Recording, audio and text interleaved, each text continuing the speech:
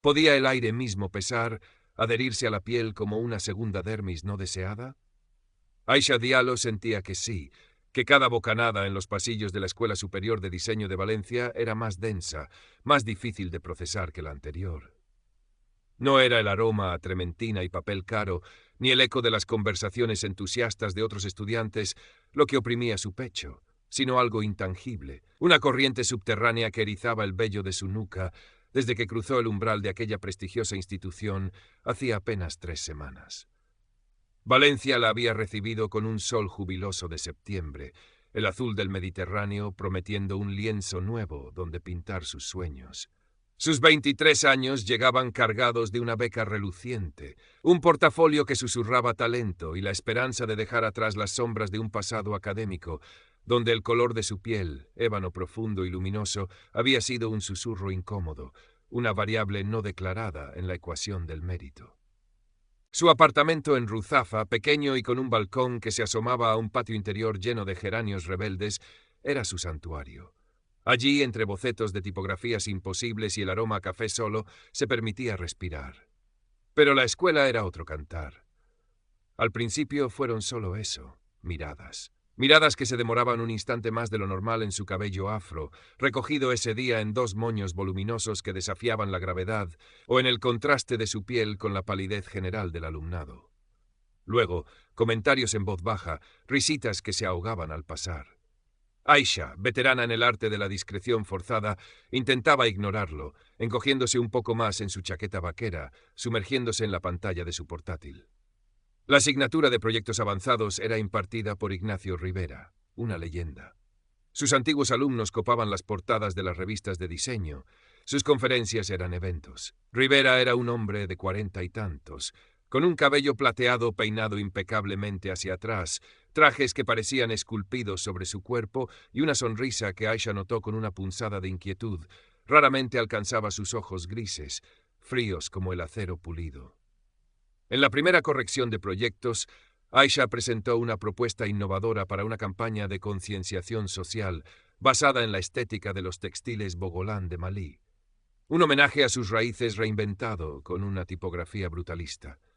Mientras exponía, nerviosa pero articulada, sintió la mirada de Rivera como un taladro. Interesante, elección estética, señorita Diallo, comentó él al finalizar, su voz aterciopelada con un filo apenas perceptible. Muy étnica, audaz, diría yo, para un primer proyecto. Veremos si esa audacia se traduce en algo más que exotismo superficial. La palabra exotismo flotó en el aire del aula, cargada. Aisha sintió cómo la sangre se le agolpaba en las mejillas. No era una crítica al concepto ni a la ejecución. Era una etiqueta, una forma de encasillarla, de reducirla. Varios estudiantes bajaron la mirada, otros tosieron discretamente. Nadie dijo nada. El corazón de Aisha latía con fuerza, un tambor desbocado contra sus costillas. «Profesor», comenzó, la voz temblándole ligeramente, la intención era precisamente recontextualizar una tradición rica y... Rivera levantó una mano, deteniéndola. «Sí, entiendo la jerga académica, señorita. Pero el diseño, el buen diseño, debe aspirar a la universalidad, ¿no cree? A veces demasiada particularidad puede ser un lastre». De nuevo esa pausa, esa inflexión que convertía una palabra neutra en un dardo.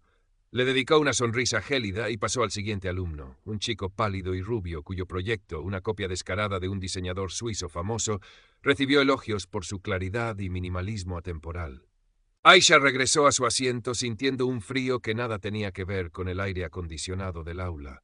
Era una sensación familiar, la misma que experimentó cuando un profesor en su anterior escuela le sugirió que quizás el arte más abstracto no era lo suyo, justo después de que ella presentara un ensayo sobre la influencia del arte africano en el cubismo. El recuerdo era una cicatriz fina, casi invisible, pero que dolía al rozarla. No, no podía ser lo mismo otra vez. Esta escuela era diferente. Valencia era diferente. Se lo repitió como un mantra, pero la opresión en su pecho no cedía. Las semanas siguientes confirmaron sus peores temores. Rivera parecía haberla tomado como su proyecto personal de demolición. Si su trabajo era conceptualmente brillante, él lo tildaba de confuso o pretencioso. Si era técnicamente impecable, lo acusaba de frío o carente de alma. Cada crítica venía acompañada de esa sonrisa condescendiente, de comentarios ambiguos que bordeaban el racismo, pero que eran lo suficientemente sutiles como para negar cualquier mala intención si se le confrontaba. Señorita Diallo, su uso del color es vibrante, casi agresivo, diría. Quizás debería explorar paletas más contenidas. O este proyecto tiene una energía muy cruda. Necesita refinarlo, civilizarlo un poco. Las calificaciones de Aisha comenzaron a bajar, a pesar de las horas interminables que pasaba en los talleres, puliendo cada detalle, investigando hasta la extenuación. Sus compañeros, al principio curiosos por su talento exótico, ahora la evitaban, temerosos quizás de ser asociados con la alumna problemática, o simplemente incómodos ante la tensión palpable que generaba su presencia en las clases de Rivera. El aislamiento se convirtió en su nueva sombra. Una tarde, después de una corrección particularmente brutal, donde Rivera había desmenuzado su propuesta para el rediseño de la identidad visual de un festival de jazz local, comparando sus bocetos con grafitis tribales, Aisha se encerró en uno de los cubículos de la biblioteca. Las lágrimas, contenidas durante tanto tiempo, pugnaban por salir. Abrió su cuaderno de bocetos, no el de los proyectos, sino uno personal, lleno de dibujos a tinta de figuras estilizadas, de patrones intrincados, de rostros oscuros que la miraban con una mezcla de tristeza y desafío. Era su forma de purgar el veneno. ¿Era ella el problema? ¿Realmente su trabajo no estaba a la altura? La duda, esa insidiosa compañera de viaje, comenzaba a susurrarle al oído. Decidió que no podía seguir así. Tenía que haber alguien en la escuela que la escuchara. Pidió una cita con la jefa de estudios, una mujer de aspecto severo, pero que, según los rumores, era justa. Le costó varios días reunir el valor para articular su queja. Cuando finalmente se sentó frente a la Dr. Morales, expuso los hechos con la mayor objetividad posible, mostrando las calificaciones dispares, citando algunos de los comentarios de Rivera. La Dr. Morales la escuchó con atención, sus dedos entrelazados sobre el pulcro escritorio. Al terminar Aisha, hubo un largo silencio. «Señorita Diallo», dijo finalmente la jefa de estudios, su tono neutro. «El profesor Rivera es uno de nuestros activos más valiosos. Tiene una reputación intachable y sus métodos, aunque a veces exigentes, buscan sacar lo mejor de nuestros alumnos. Quizás esté usted malinterpretando su estilo pedagógico. A veces la crítica directa puede sentirse personal, especialmente cuando uno es muy sensible o está bajo presión. Pero sus comentarios sobre mi origen, sobre mi estética, ¿está segura de que no eran simplemente observaciones sobre la adecuación de su trabajo a ciertos estándares del mercado, señorita? El diseño es también un negocio y hay que ser prácticos». La Dr. Morales le ofreció una sonrisa que pretendía ser tranquilizadora, pero que a Aisha le pareció condescendiente. «Le sugiero que se concentre en su trabajo, que intente aplicar las críticas del profesor Rivera de la forma más constructiva posible. Estoy segura de que las cosas mejorarán». Aisha salió del despacho sintiendo una náusea fría. No era solo Rivera, era la institución. La habían escuchado, sí, pero no la habían creído, o peor, no les importaba. La palabra sensible resonaba en su cabeza. Era la forma educada de llamarla histérica, de invalidar su experiencia. El acoso de Rivera, lejos de disminuir, se intensificó. Ahora había un matiz de triunfo en su crueldad, como si supiera que ella había intentado quejarse y había fracasado. Empezó a ignorarla en clase, a pasar por alto su mano levantada, a olvidarse de enviarle correos con información importante sobre cambios en los plazos o recursos adicionales. Un día, Aisha descubrió que una parte crucial de su proyecto digital para la asignatura de diseño web interactivo había sido borrada de su carpeta en el servidor de la escuela, justo la noche antes de la entrega. No había pruebas de quién lo había hecho, pero la sonrisa apenas disimulada de Rivera, cuando ella, desesperada, pidió una prórroga que él denegó con fingida compasión, fue suficiente. Fue entonces, en medio de su desesperación más profunda, cuando una mano se tendió. Mateo Vargas era un chico delgado, de gafas y pelo castaño revuelto, que siempre se sentaba en la última fila y raramente hablaba. Aisha apenas había reparado en él, más allá de considerarlo otro de los muchos que preferían no ver. Pero esa tarde, mientras ella recogía sus cosas con la moral por los suelos tras el incidente del archivo borrado, Mateo se le acercó. «Yo vi algo», murmuró, evitando su mirada, sus mejillas ligeramente sonrojadas. «Anoche me quedé hasta tarde en el taller de informática. Vi al profesor Rivera cerca de tu ordenador. No le di importancia entonces, pero ahora. Aisha lo miró, el corazón dándole un vuelco. ¿Estás seguro? Mateo asintió, encontrando finalmente sus ojos. Había en ellos una mezcla de timidez y una indignación incipiente. No estoy seguro de lo que hizo, pero estuvo allí. Y no parecía estar corrigiendo nada. Luego añadió, casi en un susurro, lo que te está haciendo no está bien. Si necesitas ayuda, para lo que sea. Por primera vez en mucho tiempo, Aisha no se sintió completamente sola. La oferta de Mateo era un hilo de luz en una oscuridad que amenazaba con consumirla. Esa noche, en su pequeño apartamento de Ruzafa, mientras el aroma del jazmín entraba por el balcón, Aisha tomó una decisión. No se iba a rendir. No iba a dejar que Ignacio Rivera la destruyera. Si la institución no la protegía, encontraría la manera de protegerse a sí misma. Y quizás, solo quizás, con la ayuda de Mateo, podría incluso luchar. La duda seguía allí, pero ahora, junto a ella, comenzaba a crecer una pequeña y temblorosa semilla de determinación. La lucha sería ardua, lo sabía. Rivera era poderoso, la escuela indiferente. Pero el recuerdo de la mirada honesta de Mateo, la certeza de su propia valía que Rivera intentaba erosionar, le dieron una nueva fuerza. Empezó a documentarlo todo con una meticulosidad casi obsesiva. Cada comentario, cada mirada, cada sabotaje. Su móvil se convirtió en su principal herramienta, grabando conversaciones de forma discreta, fotografiando pruebas de manipulaciones. Mateo, fiel a su palabra, se convirtió en un aliado inesperado pero invaluable. Resultó ser un genio silencioso con los ordenadores, capaz de navegar por los sistemas de la escuela con una habilidad que sorprendió a Aisha. Juntos, comenzaron a trazar un mapa del comportamiento de Rivera. Descubrieron que Aisha no era la primera. En foros antiguos de exalumnos encontraron menciones veladas, quejas ahogadas sobre el difícil carácter del profesor, sobre estudiantes de minorías que habían abandonado la escuela en circunstancias extrañas o con expedientes inexplicablemente pobres después de haber tenido a Rivera como tutor. Eran piezas de un rompecabezas que comenzaba a mostrar una imagen aterradora. «Tenemos que ser más listos que él, Aisha», dijo Mateo una tarde, mientras revisaban unos correos electrónicos antiguos que él había logrado recuperar del servidor de la escuela, donde Rivera hacía comentarios despectivos sobre la capacidad intelectual limitada de un antiguo alumno de origen magrebí.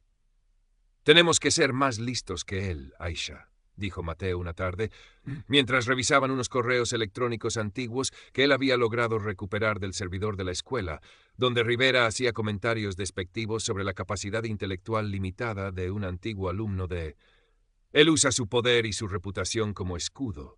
Necesitamos algo que no pueda negar, algo que lo exponga sin lugar a dudas. Rivera, por su parte, parecía intuir que algo estaba cambiando. La sumisión temerosa de Aisha había sido reemplazada por una calma tensa, una mirada directa que ya no rehuía la suya. Sus ataques se volvieron más directos, menos sutiles. Un día, durante una tutoría individual que Aisha había solicitado para discutir su proyecto final, un proyecto ambicioso sobre la gentrificación y la pérdida de identidad cultural en los barrios históricos de Valencia, que ella estaba desarrollando con una pasión renovada, Rivera la acorraló. «Sé lo que estás intentando, Diallo», siseó, su encanto superficial evaporado dejando al descubierto una fealdad cruda. «Tú y ese amiguito tuyo. Crees que puedes desafiarme, ¿verdad? Esta escuela me pertenece. Tu beca, tu futuro, todo depende de mi buena voluntad. Y te aseguro que se me está agotando muy deprisa». La amenaza era explícita.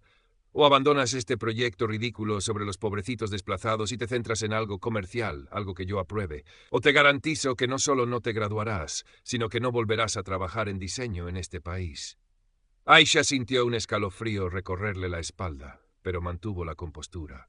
Recordó las palabras de Mateo, la creciente pila de pruebas que estaban acumulando. «Profesor», dijo con una voz sorprendentemente firme, «mi proyecto sigue adelante, y creo que es usted quien debería preocuparse por su futuro en esta escuela». La sorpresa en el rostro de Rivera fue momentánea, reemplazada rápidamente por una furia helada. «Ya veremos, pequeña insolente, ya veremos». El punto de inflexión llegó de la forma más inesperada. Mateo, trasteando con los archivos de audio de conferencias antiguas almacenadas en un servidor poco seguro de la escuela, encontró una grabación. Era de una reunión informal de profesores, de hacía un par de años. La calidad era pobre, pero la voz de Rivera era inconfundible. En un momento dado, entre risas y comentarios relajados, se le oía jactarse ante otro colega de cómo había manejado a una estudiante asiática particularmente problemática que se había quejado de sus métodos. Un par de suspensos estratégicos, rumores bien colocados sobre su inestabilidad emocional y asunto arreglado. Hay que mantener la pureza estética de la escuela, ¿sabes? Demasiada contaminación visual no es buena para la marca. Contaminación visual. La frase resonó en la cabeza de Aisha como un trueno. Era la prueba que necesitaban. La crudeza del comentario, la frialdad con la que describía la destrucción de la carrera de una joven, era la personificación de todo lo que había sufrido. El evento anual Diseño en Proceso, donde los estudiantes de último año presentaban sus proyectos finales ante un jurado de profesionales externos, la prensa especializada y los patrocinadores de la escuela se acercaba. Rivera sería uno de los maestros de ceremonias, el rostro sonriente y elocuente de la institución. Aisha y Mateo supieron que ese era el momento, el lugar. Era arriesgado, terriblemente arriesgado. Podía salirles muy mal, pero la alternativa, el silencio, la derrota, era impensable. La noche antes del evento, Aisha apenas durmió. El miedo era un nudo en el estómago, pero también había una extraña calma, la calma de quien ha tomado una decisión irrevocable. Mateo le envió un mensaje a las 3 de la mañana. «Estoy contigo en esto, hasta el final». Aisha sonrió en la oscuridad. No estaba sola. El gran salón de actos de la escuela bullía de gente. El aroma a papel de alta calidad de los portafolios se mezclaba con el perfume caro y el murmullo excitado de las conversaciones. Aisha, vestida con un sencillo pero elegante vestido negro que ella misma había diseñado, sentía cada mirada como una aguja. Mateo, a su lado, pálido pero resuelto, llevaba una pequeña memoria USB en el bolsillo. Ignacio Rivera subió al estrado, recibido con un aplauso entusiasta. Irradiaba confianza, su discurso inicial lleno de ingenio y grandilocuencia sobre el futuro del diseño y el papel de la escuela como faro de creatividad. Aisha esperó, el corazón martilleándole contra las costillas. Rivera comenzó a presentar el primer bloque de proyectos. Mencionó a varios estudiantes con elogios. Cuando llegó el turno de hablar del proyecto de Aisha, antes de que ella subiera, Rivera hizo una pausa. Y ahora un proyecto que ciertamente nos ha dado mucho que pensar. La señorita Aisha Diallo y su visión particular de la identidad urbana. Su tono era condescendiente, una invitación al público a compartir su sutil burla. Ese fue el momento. Antes de que Rivera pudiera continuar, Aisha se levantó. Todas las miradas se volvieron hacia ella. El silencio cayó como una cuchilla. «Profesor Rivera», su voz, amplificada por el micrófono que Mateo había logrado conectar discretamente al sistema de audio desde la mesa de control técnico donde se había ofrecido como voluntario, sonó clara y firme en todo el salón. «Antes de hablar de mi proyecto, creo que hay algo que esta audiencia, y especialmente la dirección de esta escuela, necesita escuchar». Rivera la miró, primero con sorpresa, luego con una furia apenas contenida. «Señorita Diallo, este no es el momento ni el lugar para...» «Al contrario, profesor», interrumpió Aisha, su mirada fija en él. «Este es precisamente el momento y el lugar». Se giró ligeramente hacia la pantalla gigante detrás del estrado. «Mateo, por favor». En la pantalla, en lugar del logo de la escuela, apareció un reproductor de audio. Y entonces, la voz de Rivera, distorsionada pero reconocible, llenó el salón.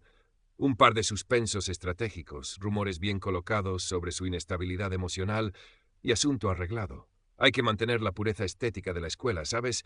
Demasiada. Contaminación visual no es buena para la marca. Un jadeo colectivo recorrió la sala. Los rostros de los directivos en primera fila pasaron del desconcierto al horror. Rivera estaba petrificado, su rostro una máscara de incredulidad que rápidamente se transformaba en pánico. Aisha continuó, su voz ahora cargada de una emoción contenida. Esa contaminación visual a la que se refiere el profesor Rivera eran estudiantes. Estudiantes de color, estudiantes de minorías, estudiantes cuyo único crimen era ser diferentes o atreverse a cuestionar sus métodos.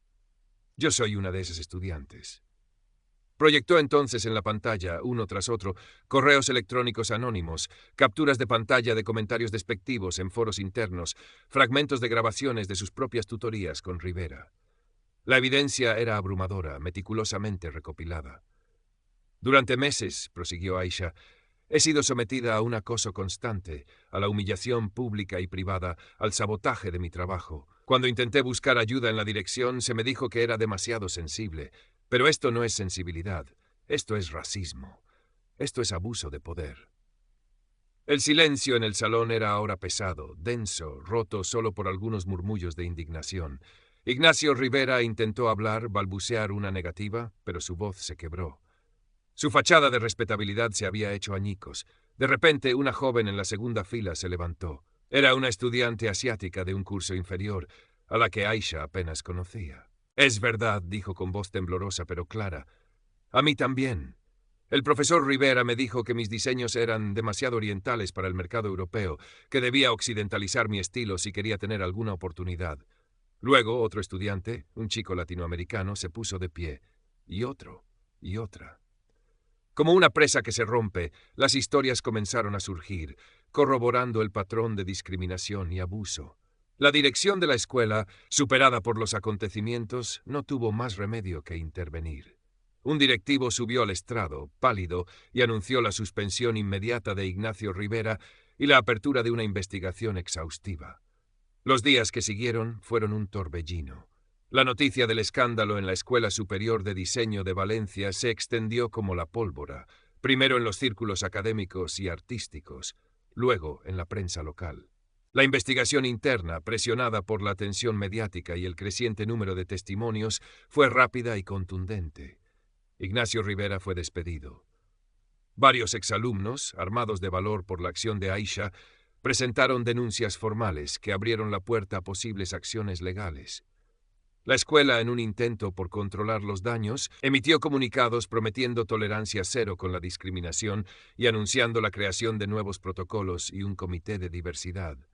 Aisha sabía que muchos de esos gestos podían ser superficiales, una capa de pintura fresca sobre una estructura con cimientos podridos. Pero también sabía que algo había cambiado, irrevocablemente. Se había roto un silencio. Aisha y Mateo se encontraron en el café de la esquina de la escuela una semana después. El ambiente en los pasillos era diferente, más tenso para algunos, pero extrañamente más ligero para otros. «Lo hicimos», dijo Mateo, removiendo su café con leche, una sonrisa tímida pero genuina en su rostro. Aisha asintió, una leve sonrisa jugando en sus labios. «Lo hicimos». Se sentía agotada, como si hubiera corrido una maratón emocional, pero también sentía una profunda sensación de paz, de justicia. No era la paz idílica que había imaginado al llegar a Valencia, sino una paz más dura, más real, la paz de quien ha luchado por su dignidad y ha vencido. Su proyecto final, Ecos